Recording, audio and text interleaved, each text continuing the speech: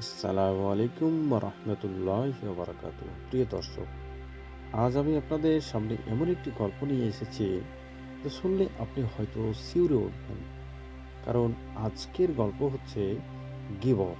হ্যাঁ, গীবতের ভয়াবহতা এবং কিভাবে একটি পরিবার গীবতের কারণে সম্পূর্ণ ধ্বংস হয়ে গেছিল।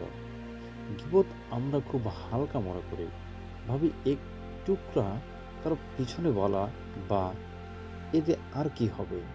কিন্তু আজকের বাস্তবমুখী এই গল্প দেখিয়ে দেবে গীবত শুধু পাপই নয়, এটি পরিবারের অশান্তি, বিপদ, রিজিকের ক্ষতি আর সম্পর্ক ধ্বংসের বড় কারণ।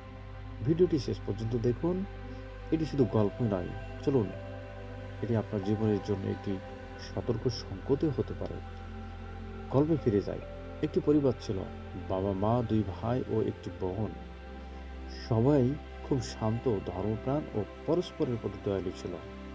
কিন্তু ওই পরিবারে একজন মানুষ ছিল যার অভ্যাস ছিল খুব খারাপ। সে হলেন তার ফাতেমা বেগম। পরিবারের বড় বউ, সবার সাথে ঠিক মতো কথা বলতেন, কিন্তু পেছনে লাগাতার বিপদ করতেন। একজনের কথা অন্যজনকে বলতেন, ওই বৌদি আমাকে এটা বলেছে, ওই ননদ আমাকে এটা বলেছে, ওই ভাবি এটা আমাকে তির্যক কথা বলেছে। তিনি ছোট ছোট কথাকে বড় করে বলতেন, বন্ধুদের কাছে পরিবারের অপমান করতেন আর মনে করতেন এগুলো নাকি মন হালকা করা কথা। কেউ তাকে থামাতে গেলে বলতেন, গীবত, আর এই সত্য কথা বললেই সেটা গীবত নয়। তিনি জানতেনই না গীবত হলো সত্য কথা হলে পেছনে কারো খারাপ বলা। এই সময় একটু এগোতেই পরিবারের ঝগড়া শুরু হলো। সবার মুখে কেমন কঠোরতা, পরিবারের আগে যে হাসি ছিল তা হারিয়ে গেল। এরপর বাবা বললেন, মনে হয় আমাদের ঘরে কোথাও বরকত কমে গেছে। মা বুঝতে পারছিলেন না, সব ঠিক আছে, কিন্তু বাড়িতে কেন এত অস্থিরতা। কিন্তু কেউ জানতই না এই অশান্তির মূল কারণ হচ্ছে গিবতের আগুন, যা এটাই জ্বলাচ্ছিলেন ফাতেমা বেগম। একদিন ফাতেমা বেগম তার ননদের সম্পর্কে কিছু বড় কথা বানিয়ে তার শাশুড়িকে বললেন। শাশুড়ি বিশ্বাস করে ননদকে বকাঝকা করলেন। ননদ কাঁদতে কাঁদতে বলল, আম্মা, আমি তো এমন কিছু বলিনি। এভাবে ভুল বোঝাবুঝি বাড়তেই লাগলো। জামাই, ননদ, শ্বশুর সবাই পরস্পরের প্রতি সন্দেহ করতে লাগলো। বাড়ির পরিবেশ পুরো পাল্টেই গেল। যেখানে আগে এই সবাই একসাথে খেত, এখন কেউ কারো পাশে বসতেই চায় না। গীবত নিঃশব্দ সম্পর্কগুলোকে ছিন্ন করে দিচ্ছিল। মাসখানেক পরে দেখা গেল পরিবারের একমাত্র উপার্জনকারী ভাইয়ের চাকরি চলে গেছে। মাঝে মধ্যে আয় হয়, মাঝে মধ্যে হয় না। দোকানও চলছে খুব খারাপভাবে। বাবা চিন্তায় পড়ে গেলেন। মা প্রচণ্ড দুশ্চিন্তায় রোজা রাখা শুরু করলেন। বাড়িতে টাকারও অভাব দেখা দেওয়া শুরু করলো। সবাই সংকুচিত হয়ে পড়ল।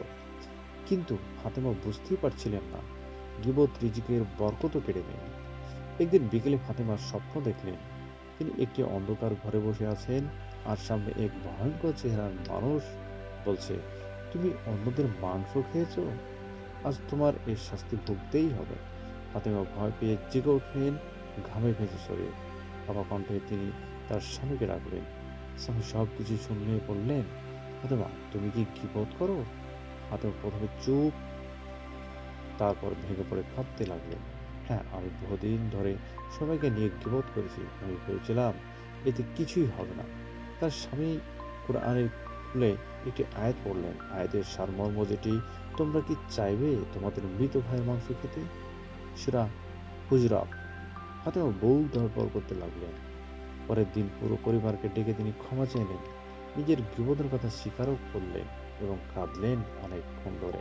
সবাই তাকে ক্ষমা করলেও ঘরের ভিতর এক ধরনের শান্তি ফিরে এলো। তিনি সিদ্ধান্ত নিলেন, আজ থেকে আর কখনোই গীবতই করবেন না। যদি কারো কথা বলতে হয় সামলে বলবেন। তিনি নামাজ শুরু করে দিলেন, কোরআন পড়া শুরু করলেন আর নিজেকে বদলে ফেললেন। কয়েক সপ্তাহের মধ্যেই তাদের রিজিকের বরকত এমনভাবে ফিরে আসলো যা কল্পনাও করা যায় না। নতুন চাকরি মিলল, দোকানে বিক্রি বাড়ল, পরিবারে আবার আগের মতো হাসিতেই ভরে উঠল। এই গল্প থেকে আমরা শিক্ষণীয় যে বিষয়টি দেখতে পাচ্ছি বা আমরা বুঝতে পারলাম, গীবত শুধু একটি শব্দই নয়, এটি হচ্ছে আগুন। গীবত পরিবারের অশান্তি, দ্বন্দ্ব, রিজিকের ক্ষতিও ডেকে আনতে পারে।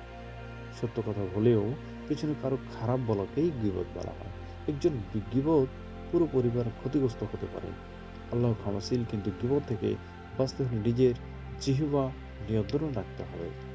প্রিয় দর্শকবৃন্দ, আপনি যদি এই ভিডিওটি বা এই গল্পটি ভালো লেগে থাকে, তাহলে অবশ্যই চ্যানেলটিকে সাবস্ক্রাইব করে পাশে থাকা বেল বাটনটি চাপ দিয়ে সঙ্গেই থাকবেন এবং ভিডিওটিতে লাইক ও কমেন্ট করে জানাবেন গল্পটি কেমন হয়েছে। সে প্রত্যাশায় আবারও সামনের ভিডিওটি দেখার আমন্ত্রণ জানিয়ে এখানেই শেষ করছি। আসসালামু আলাইকুম ওয়া রাহমাতুল্লাহি ওয়া বারাকাতুহু।